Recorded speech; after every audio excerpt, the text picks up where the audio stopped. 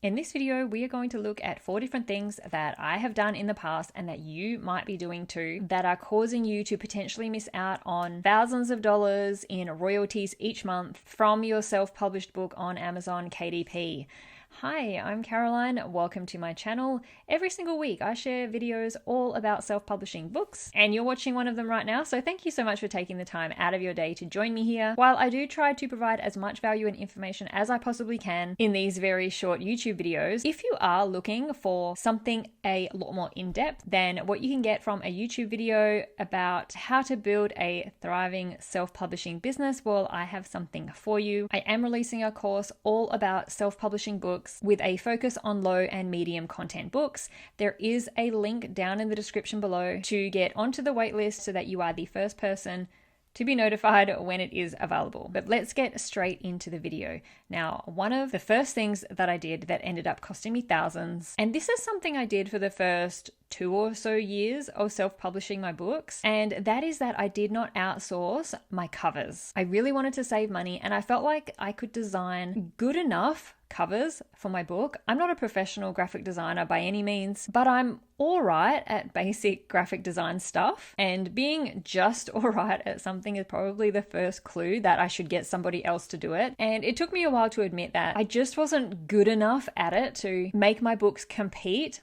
with other books that are already selling out there on Amazon in the niches that I create books in. If this is you too, you need to look at the best-selling books in your niche and be really honest with yourself about whether you can create a book cover better than those books. If not, get somebody else to do it for you. The cover of your book is so critical to sales. It's what catches the customer's eye. It's what makes your book stand out from all the others. On the search results page, it tells the customer what your book is about and why it is perfect for them. Let's pop onto Amazon and take a quick look at some examples. I have done a quick search for a unicorn coloring book, and I've pulled up a few random coloring books to compare covers. This coloring book here is the best-selling coloring book for kids, which is about unicorns, and it is also one of the more popular coloring books for kids on Amazon across all types of coloring books. We can see the cover's very professionally designed. It's bright, it's colorful. You can easily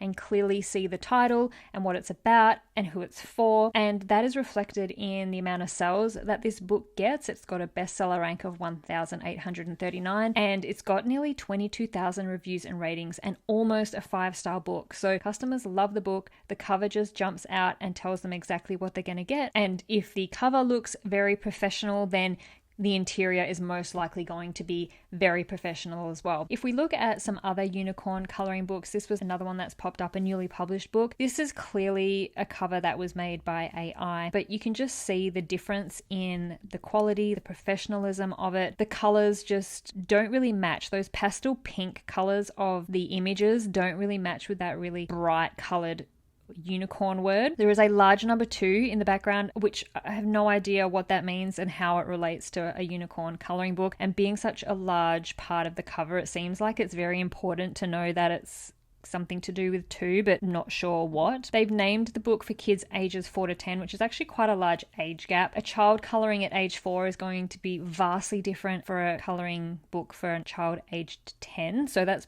probably not the best targeting of ages, and it's just really not as eye-catching as this unicorn coloring book. Another one that I saw was this one here, which the title is very bland, doesn't really stand out and is noticeable for the customer. You have to remember that the customer is looking at these images as a very small image on the search results page, so it has to stand out and be really noticeable at this very small size. And unfortunately, just the quality of the images, they look like possibly just some clip art images or something like that. It just doesn't match the quality of the images on this one, which is the bestseller. And just one last one that I pulled up was this one.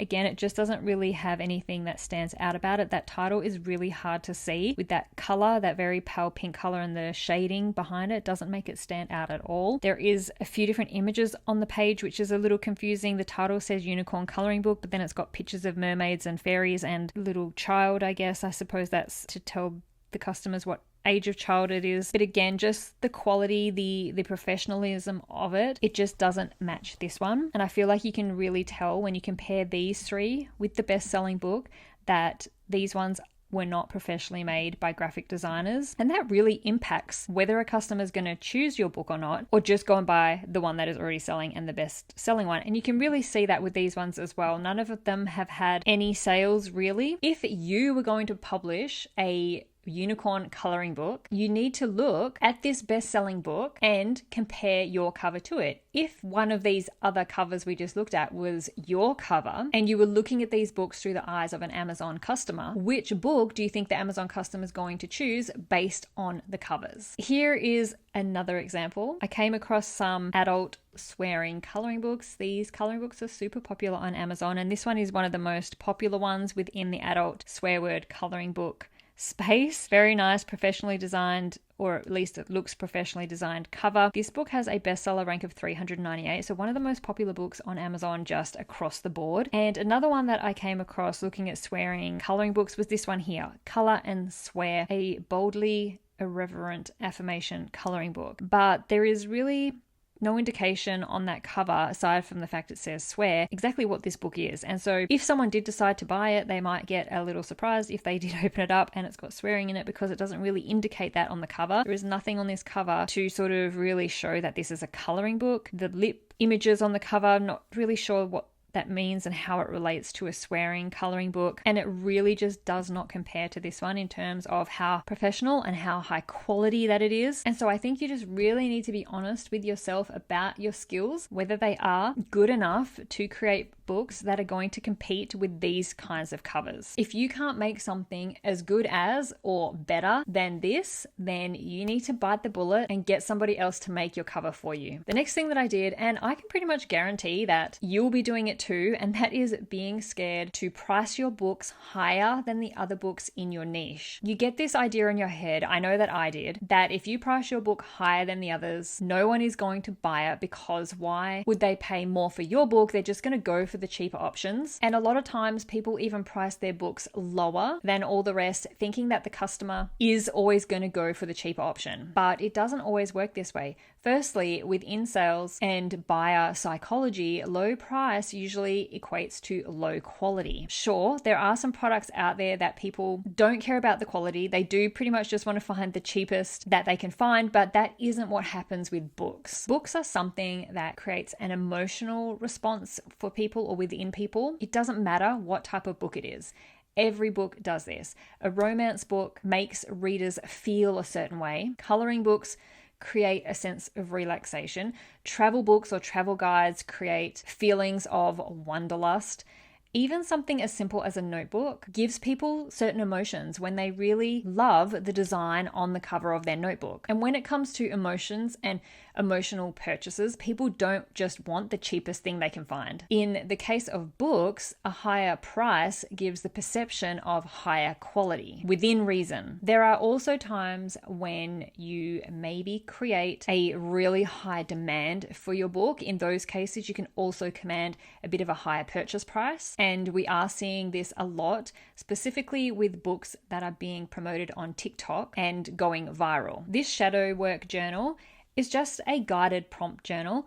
There are plenty of them on Amazon. I have done a video where I did a case study, a deep dive into this specific book, but if we just searched for guided prompt journal on Amazon, it looks like most journals are around the $10 mark. The shadow work journal, however, prices itself at $17.49, which is almost double. And they do that because their books went viral on TikTok and people are willing to pay it. Now, this doesn't mean that you can just go and price your book way above the others for no particular reason whatsoever. That will probably have the opposite effect, and you probably won't sell anything unless you have built up some kind of large following for your book. But even pricing yours $1 or $2 above the other books isn't such a big price difference to put customers off, but the difference in the royalties that you end up receiving can be thousands. Now, you do have to make sure your book is as good as, if not better than, all the other books in your niche. You can't create a low quality book and expect to price it higher and then people will pay that. There has to be a reason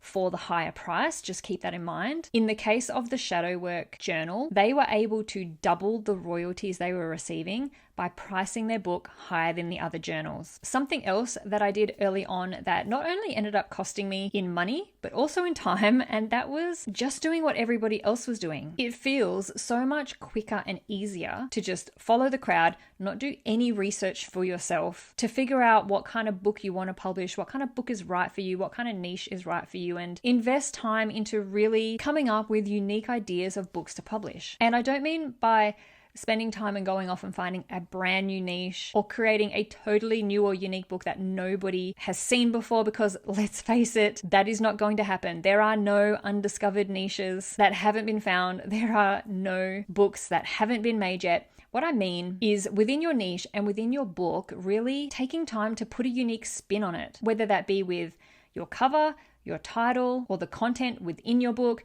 The reason not doing this ends up costing you thousands of dollars in missed royalties is because there are already so many books available that are just replicas or copycats out there and they don't sell. Why would you think yours is going to be any different if you haven't made your book different? Here's what happens. A book gets really popular and sells really well in a niche. Instead of coming up with their own ideas, people think that they can take advantage of this popular book. Let's ride this wave of this trend, make one exactly like it, and ours will sell well as well. But it doesn't. It doesn't sell at all because customers want the original, the one that is already established, the one that already has hundreds, maybe even thousands of happy and positive reviews, the one that people already love. Why would they choose yours, which just looks exactly the same as the one that is selling, except no one is buying yours? You have to remember that customers love to follow the crowd. They want what everyone else has or what everyone else is buying. Look at this example. This coloring book went viral on TikTok, and this self-publisher is doing extremely well. Their book is sitting in the top 500 across all books on Amazon. This food and snacks coloring book is making her thousands and thousands of dollars each month, and she has multiple books in this coloring book series. When we do a search for the title of this book, we can also see how many other people are just trying to use that popularity and create the exact same book. And they hardly even change the cover. They copy everything from the font, the style of images,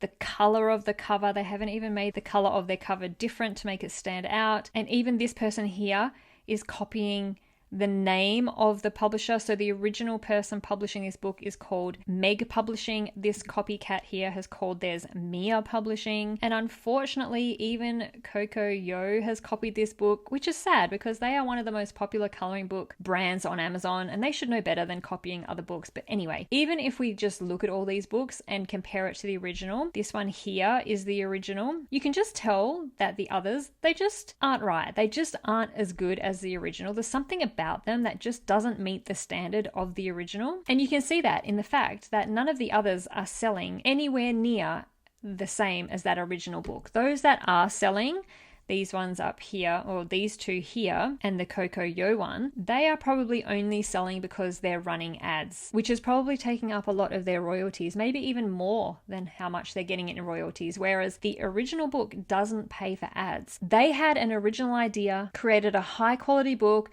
promoted it on TikTok completely for free. Customers loved it, and she didn't copy anybody else. So you have to go and figure out your point of difference, your uniqueness in your niche. And the last thing that I did, and that we have time to talk about in this video before it gets too long, is that I didn't use keywords in my book titles. I figured this one out pretty quickly, but in talking about trying to be unique, sometimes we can take it a little too far where it does start to affect the sales and the royalties we receive from the sales of our book. Sometimes it can be tempting to create really unique, really different, what we think are fun or cute or catchy names for our books in order to stand out, to try and catch the customer's attention. But that sometimes doesn't work. One example that I found is this is a puzzle or activity book I came across called Stop Overthinking Activity Book. Now, luckily, they do have a part of the keyword in their book which is activity book. That is a pretty broad keyword, and it will be very hard to get your book ranking quite highly in the search results just for activity book. But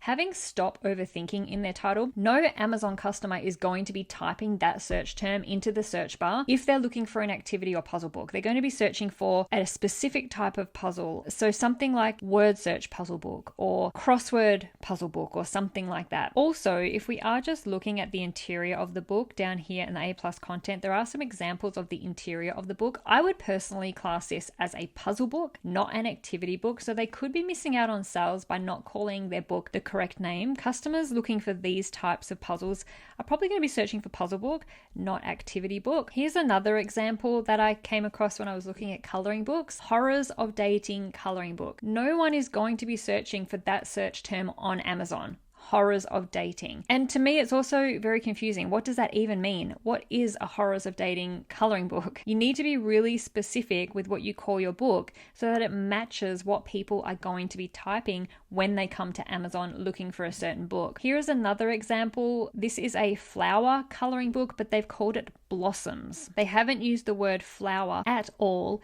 in their title or their subtitle. If you've created a flower coloring book, that's exactly what you should call it, because that's what Amazon's customers would be searching for if they want a flower coloring book. They're not going to be typing in blossoms, they will be typing flower coloring book. So when you are creating low and medium content books like this, you need to just be purely thinking about discoverability. What is it going to take to get your book into the search results in front of customers' eyes?